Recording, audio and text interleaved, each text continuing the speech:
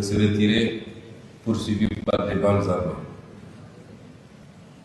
À part semer le chaos et le désordre derrière eux dans ces pays, aucune de ces guerres n'a été gagnée parce qu'aucun des objectifs n'a été atteint.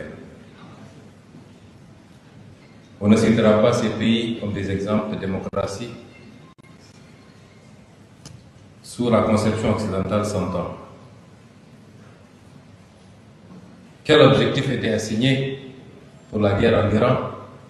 C'était de remplacer le régime. Cela n'a pas été fait. Le même régime est dans sa version la plus radicale, la plus dure, doit continuer et les États-Unis sont obligés de discuter et de négocier avec ce régime. Réduire les capacités balistiques de l'Iran, ça n'a pas été atteint.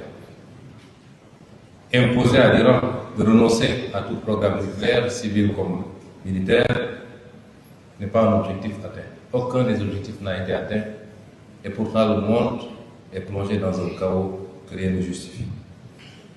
M. Trump n'est pas un homme de paix, c'est un homme de déstabilisation du monde.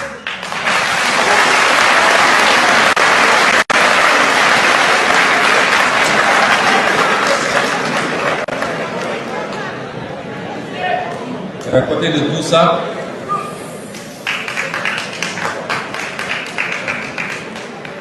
faut-il ajouter de regretter le comportement de l'autre frange occidentale, donnant des leçons devant l'Éternel. Dès le début des hostilités, tous les régimes occidentaux ont fait des déclarations pour déplorer la violation du droit international et de l'ordre international. Mais ça se limite à ça. Et pour atténuer et justifier, d'ailleurs, se justifier auprès de leur patron, il faut qu'ils ajoutent néanmoins qu'ils se réjouissent que le guide Khamenei ait été exécuté, puisque c'est un dangereux terroriste qui brime son peuple, qu'ils se réjouissent que Nicolas Maduro ait été exfiltré, parce que c'était un dictateur, jouant à un équilibrisme que rien ne justifie.